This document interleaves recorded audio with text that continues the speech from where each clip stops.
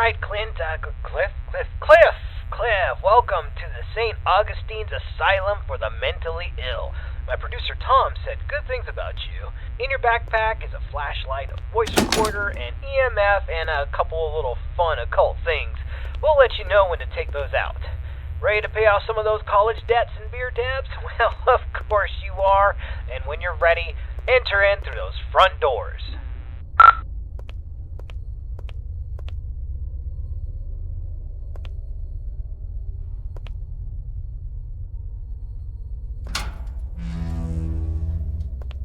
Nice, the door was unlocked. It can get a little sticky sometimes. So here's the story behind the St. Augustine's Asylum for the Mentally Ill. It was founded in the 1880s, closed in the 1960s, and a lot of nasty stuff happened here. I mean, this place is only supposed to house around 500 patients, but at its peak, it was around 3,300 patients in here. I mean, the place was, less of a hospital and more of a place where you dropped your problems off and hoped they disappeared.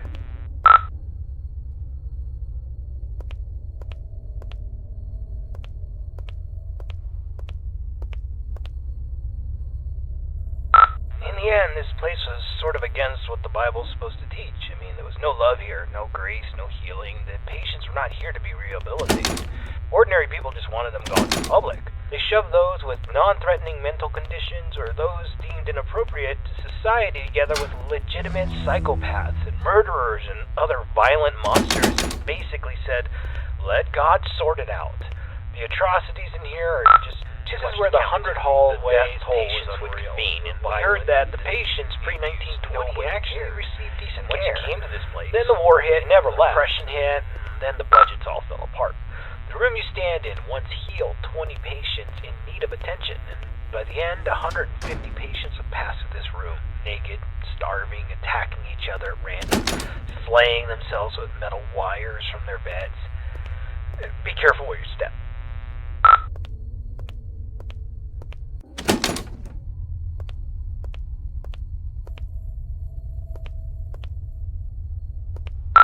Alright, this is a good place to start. I want you to take out your voice recorder, and I'll hopefully be able to awaken this place. Okay, spirits of St. Augustine, please reveal your presence to us. Show us that you are in this room. Feel free to interact with anything, or speak to us. Use your words, use your voice, and let us know that you're here. Okay, play that back. Let us know that you're here.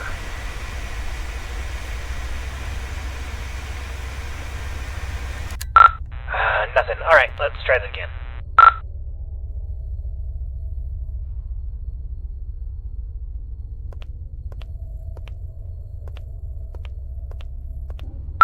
Alright, let's try this. Ghosts of St. Augustine, please let us know that you are still in this hospital.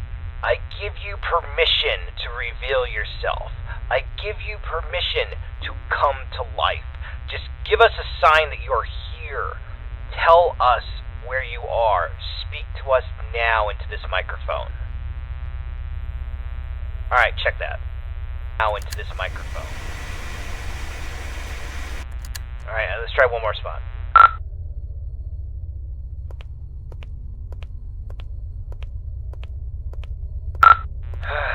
Ghosts of St. Augustine, you're all a bunch of ghoulish pricks.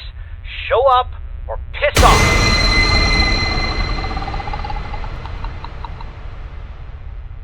Whoa, did you hear that? Play that back. Pricks, show up or piss off.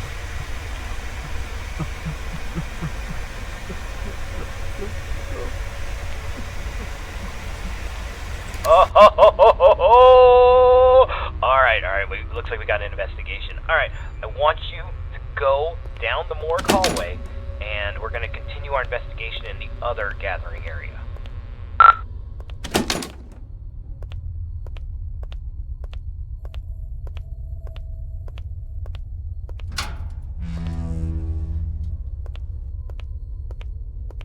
Okay, the 4 areas you need to visit to fulfill your contract, the E-Social area is the first on the list.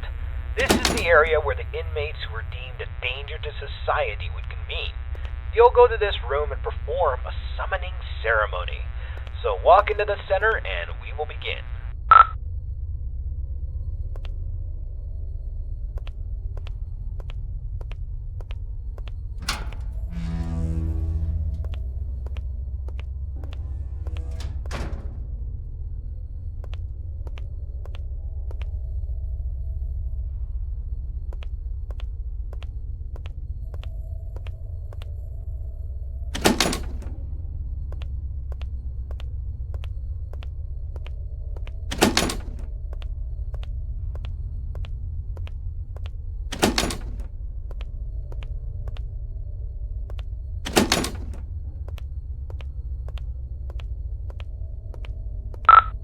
Entrance to patient cells 200 to 219.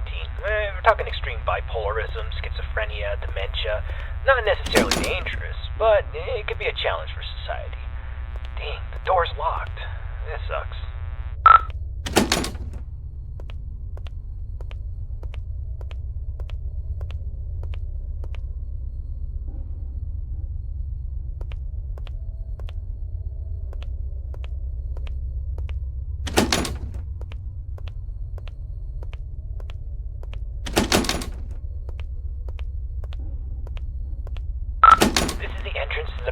Cells 220 to 240.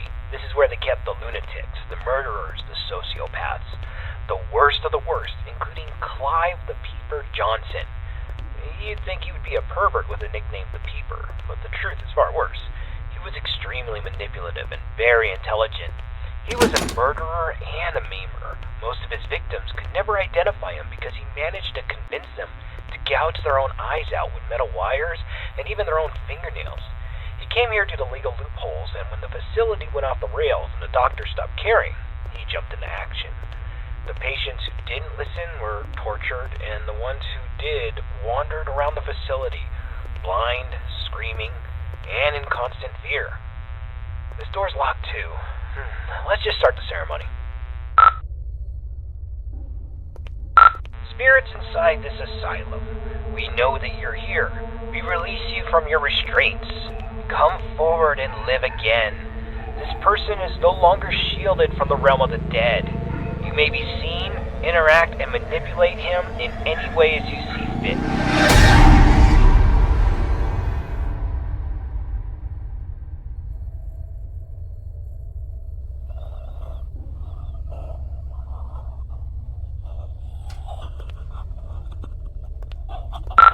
Don't just stand there. Go check it out.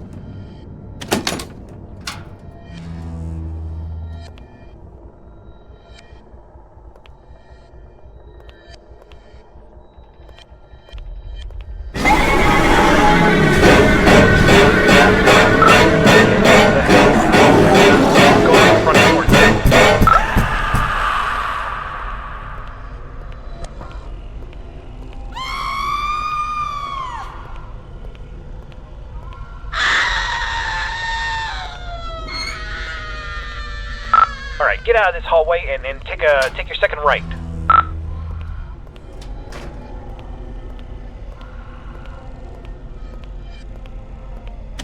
Door's locked. Damn it. Oh, okay. There's a staircase. Take the staircase up to the second floor, and you should be next to a fire escape. You should be able to get out that way. So go up the staircase.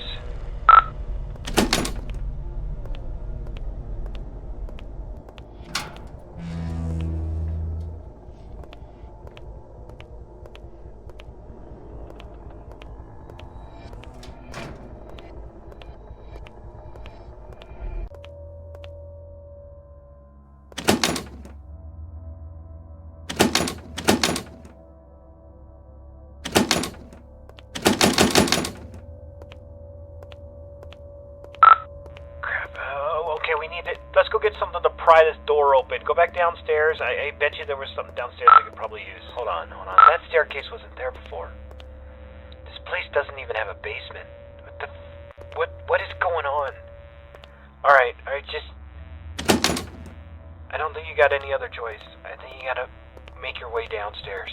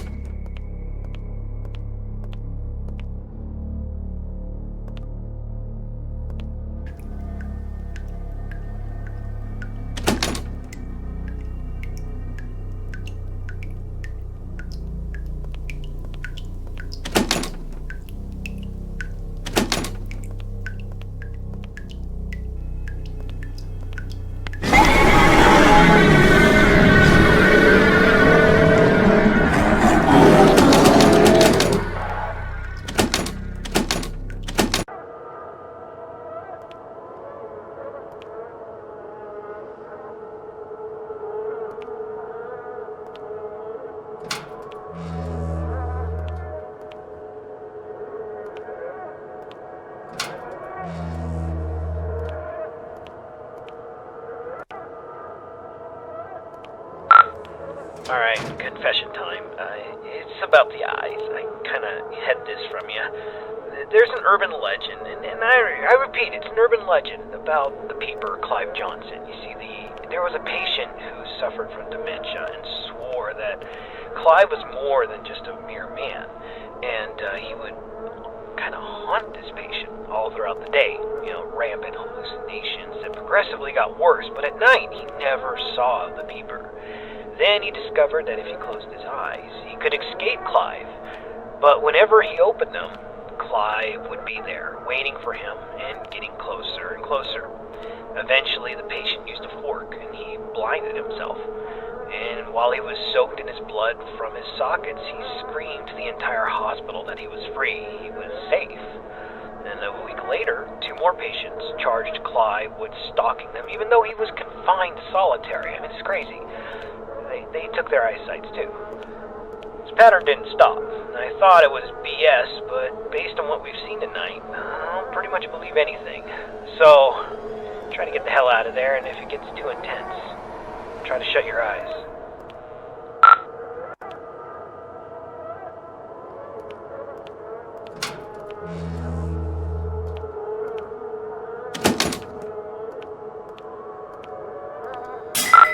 Damn flashlight broke. I can't use that anymore.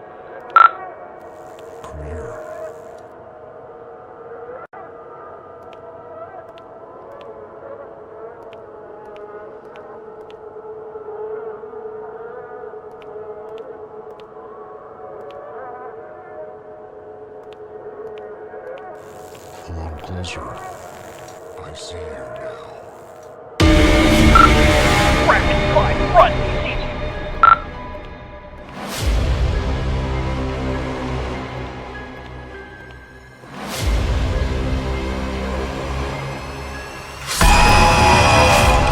Move it, man! He's coming!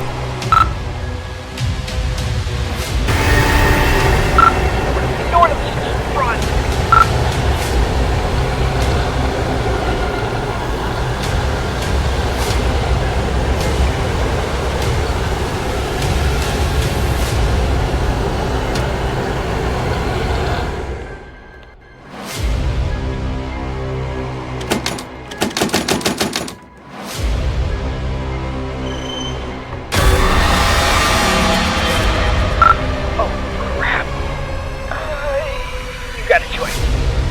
Either he gets you, or you're gonna have to cut him out.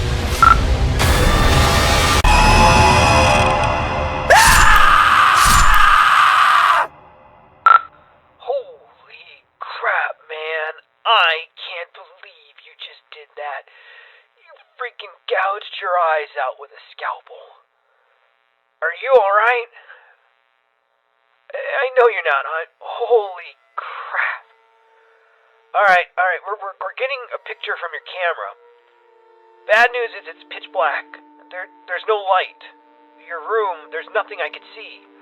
The flashlight went out, and we don't even know where you are. I'm not going in there. Are you going in there? I'm not going in there. Hell no. Look, if you can't feel anything, I'm sorry, but we're not coming. I'm sorry, man. I have to go. I'm sorry.